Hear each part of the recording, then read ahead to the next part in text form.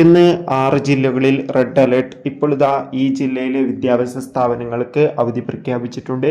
ആ ഒരു അപ്ഡേഷനാണ് ഇന്നൊരു വീഡിയോ ഭാഗത്ത്. വീഡിയോയിലേക്ക് മുൻപ് വീഡിയോ ലൈക്ക് ചെയ്യുക, ചാനൽ സബ്സ്ക്രൈബ് ചെയ്യാൻ വേണ്ടി ശ്രമിക്കുക. സംസ്ഥാനത്ത് ഇനി വരുന്ന 3 ദിവസം അതിശക്തമായ മഴയെന്നാണ് കാലാവസ്ഥാ നിരീക്ഷണ കേന്ദ്രം അറിയിച്ചിട്ടുള്ളത്.